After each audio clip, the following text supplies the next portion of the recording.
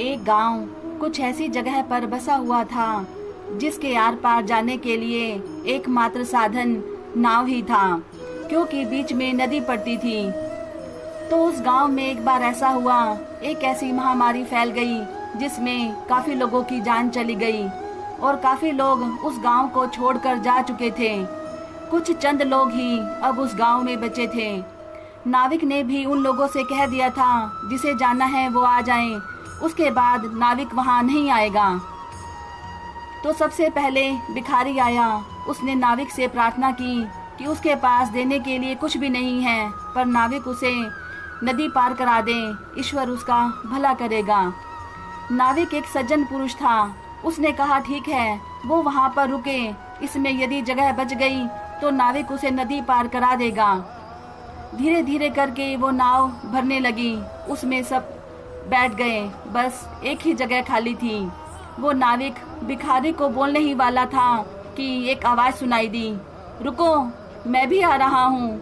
ये आवाज जमींदार की थी, उस जमींदार की जिसका धन के प्रति लालसा और मोह देखकर उसका परिवार पहले ही उसे छोड़कर जा चुका था।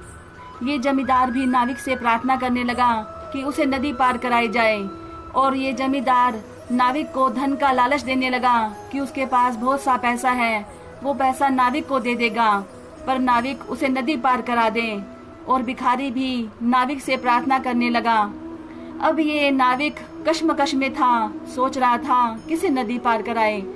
तो इसने ये फैसला नाव में बैठे हुए सभी लोगों पर छोड़ दिया, और इधर जमींदार भिखारी को भी पैसे का लालच देने लगा। जमींदार ने कहा कि वो अपनी धन दौलत उस भिखारी को दे देगा। भिखारी ने कहा जान है तो जहान है, वो पैसा लेकर क्या करेगा जब जान ही नहीं बचेगी। और इधर सभी लोगों ने ये निश्चय किया कि जमींदार ने तो सारी उम्र उन्हें लूटा ही है, ब्याज पर ब्याज लगाकर उनसे उनकी प्रॉपर्टी छीन ली। तो सब ने निश्चय किया कि भिखारी ने चाहे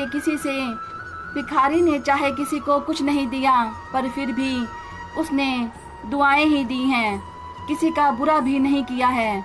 तो सब ने यही निश्चय किया कि भिखारी को ही ले चलेंगे। बस ऐसे ही फैसले होते हैं। ईश्वर भी हम सबके साथ न्याय करते हैं। जब हमारे आखिरी समय होता है, हमारे कर्मों का हिसाब होता है, तो वो खुदा, वो परमात्मा हम सबके समक्ष हमारे ही कर्मों का लेखा जोखा सामने रख देता है, और फैसले उसी कर्मों के हिसाब से होते हैं। अभी भी समय है, अभी भी हमारे पास बहुत समय है अच्छे कर्म करने का, क्योंकि यदि समय निकल गया तो कुछ भी हाथ नहीं आएगा, फिर रोना गिड़गिड़ाना कुछ भी काम नहीं आएगा। इसलिए जितना हो सके हमें अच्छे कर्म ही करते रहना चाहिए। शायद इसीलिए ही कहा गया है, अब पछताए होत क्या जब चिड़िया चुग गई खेत। Thank you so much, bye, take care.